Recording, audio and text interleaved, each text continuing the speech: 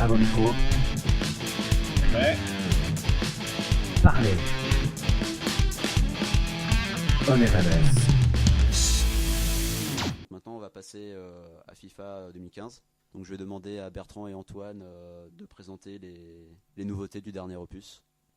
Alors, donc moi je vais vous parler de Pro Evolution Soccer, de PES 2015, donc qui sort pour la première fois sur Next Gen. L'édition 2014 n'a pas été sortie sur PlayStation 4 et Xbox One. En effet, les développeurs qui utilisent le nouveau moteur de Konami, donc le Fox Engine, ont préféré se concentrer 2 ans sur l'élaboration d'un nouveau jeu. Et donc cette année, on sent qu'il y a de grandes évolutions. On sent une belle différence entre les versions PlayStation 3, Xbox 360 et les versions nouvelle génération. Alors, notamment au niveau du framerate. Vraiment, le jeu est très fluide. Que ce soit dans les cinématiques ou en jeu, le jeu est très très beau. C'est Vraiment, vrai. Notamment au niveau des joueurs. Ils sont Je trouve personnellement, et je pense que je suis pas le seul, que les joueurs sont beaucoup mieux faits dans PES que dans FIFA. C'est vrai. Le travail fait dans PES est vraiment incroyable au niveau des joueurs. Et au niveau de la physique aussi, il y a eu de grandes améliorations. C'est un peu ce qu'on reprochait à PES donc, pendant la génération précédente. C'était une physique vraiment en retard par rapport à FIFA, qui avait fait de gros efforts depuis FIFA 08 et FIFA 10. FIFA 10 a été le vrai tournant où PES a vraiment été largué. Et cette année, ça peut être le renouveau de PES, puisque au-delà de l'aspect graphique et physique, il y a aussi l'intégration d'un nouveau mode, le mode My Club, qui cherche à être en compétition avec Ultimate Team. Et donc PES écoute les joueurs et essaye de voir ce qu'il manque à sa simulation de football pour pouvoir rattraper le grand écart qu'il y a avec FIFA. C'est vrai qu'il y a, depuis quelques années, il y a un énorme écart. Mais ce qui est bien aussi dans PES, je trouve, c'est que le chant des supporters s'adapte à ce qui se passe sur le terrain. Ce qui n'est pas du tout le cas dans FIFA. C'est-à-dire que dès qu'on va mettre un petit pont, où ça va être waouh, c'est génial. Alors que, il y a une vraie t'as l'impression qu'ils vivent le moment du match avec nous. Alors que dans FIFA, ils sont un peu plus spectateurs d'un match quelconque, quoi. Mais même si Electronic Arts a fait de gros efforts cette année sur la modélisation du public par rapport aux éditions précédentes et en profitant de la puissance des nouvelles consoles, on sent qu'ils ont aussi travaillé sur ce point-là. Et aussi des pelouses. Et des pelouses, oui, la dégradation des pelouses, on en parlera après dans le descriptif de FIFA. C'est vrai qu'il y a oui, on peut en parler si tu veux. Il y a donc les pelouses qui se dégradent. Ce qui est sympa aussi dans PES, je trouve on en a parlé, les visages par exemple des joueurs. On voit vraiment qu'ils ont des vraies émotions en fait au final. Oui. C'est pas juste alors que dans PES dans FIFA pardon, c'est moins le cas. C'est-à-dire que ils ont à peu près tout le temps le même visage, quoi. Ils sont jamais contents, ils sont jamais énervés, alors que dans PES on voit carrément le joueur qui va se prendre un carton, son visage va vraiment changer, tu vois. C'est extraordinaire. Un autre aspect qui le rend supérieur à FIFA, c'est les commentateurs qui commencent clairement à devenir irritants sur FIFA. C'est qu'il n'y a pas beaucoup de nouveautés sur FIFA. C'est toujours les mêmes. Ils ont simplement rajouté quelques phrases par-ci par-là. Mais en soi, ça c'est vraiment un point qui mérite un gros changement dans FIFA. Il y a aussi un autre truc, c'est dans FIFA, ils ont pas, donc comme tu dis, ils ont rajouté des phrases, mais ils n'ont pas supprimé certaines phrases. C'est-à-dire que tu vas prendre, je sais pas, Paris, ils vont parler du titre de 2013 en disant c'est le premier titre depuis machin. Alors que Paris est double champion, quoi. C'est un peu bizarre, il se colle pas du tout à l'actualité. C'est vrai.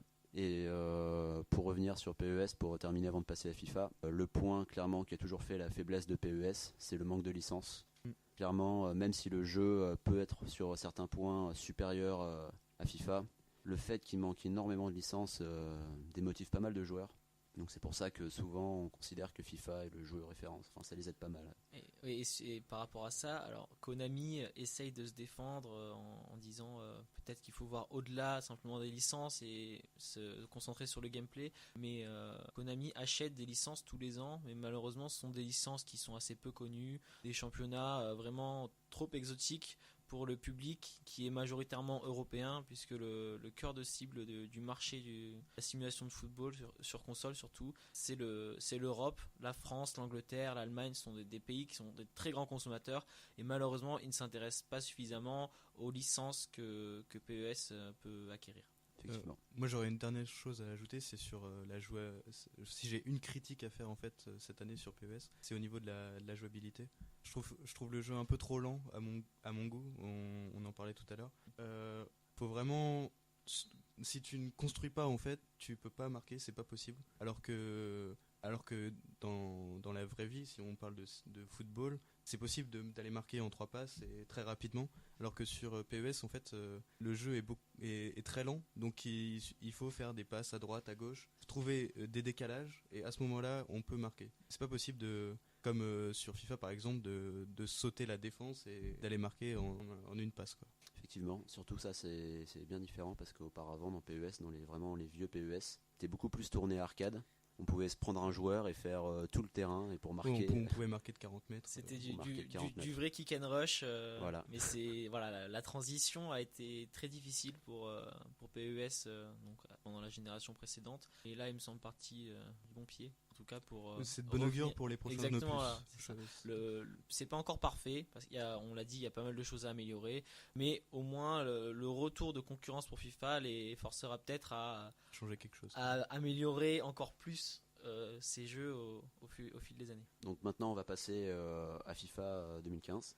Alors pour la grosse nouveauté de FIFA 2015, c'est le module des contacts qui a changé. Si vous avez joué aux anciens opus, quand il y avait un contact entre un défenseur et un attaquant, c'était très très souvent le défenseur qui prenait le dessus parce que il est dans ses statistiques entre guillemets, il était plus fort à ce niveau-là. Alors que maintenant, ça dépend de beaucoup plus de paramètres. Si la balle on peut pousser la balle plus loin.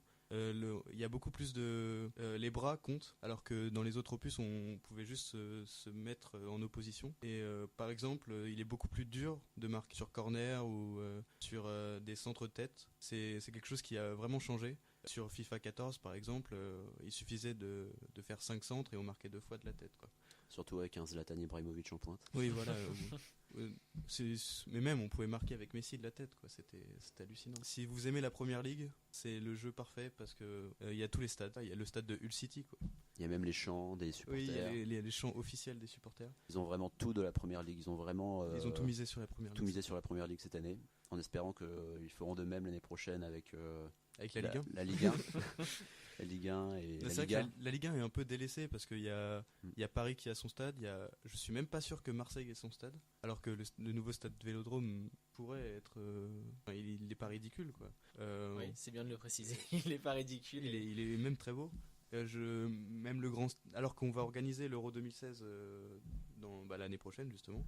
Ça serait peut-être une bonne idée de mettre tous les stades français. Effectivement. Et pourquoi pas aussi la nationale. Puisque depuis toujours, FIFA a toujours proposé les 4 premières divisions en Angleterre, mais jamais pour l'Espagne ou pour la France, ou pour l'Italie. C'est quand même bien dommage. C'est un choix. Ouais, il faudrait que FIFA se football managerise un petit peu. Exactement. Et une plus grande base de données. Après, le gros point fort de FIFA, depuis ces 3 ou 4 dernières années, c'est donc Bertrand en parlait, le FIFA Ultimate Team qui marche du tonnerre, quoi. Il n'y a rien à dire. C'est assez instinctif. Et d'un autre côté, il y a vraiment une logique. On peut pas faire jouer n'importe qui avec n'importe qui, sinon c'est la catastrophe. Donc faut vraiment se renseigner sur les joueurs. Faut avoir un peu de connaissances footballistiques pour réussir dans FIFA Ultimate Team. C'est vrai. C'est un peu, pour ceux qui ne connaissent pas, un mode carrière en ligne. Oui, c'est vrai. Faudrait préciser. En quelque sorte, c'est un mode carrière en ligne, comme disait Alexandre. Sauf que il y a des bourses d'échange avec les autres joueurs, entre guillemets les joueurs en ligne. Et on peut aussi acheter des joueurs. Il y a des packs pour avoir les joueurs. Effectivement. Ils misent énormément là-dessus pour. On peut les acheter, je pense, en euros. Les packs. Exactement.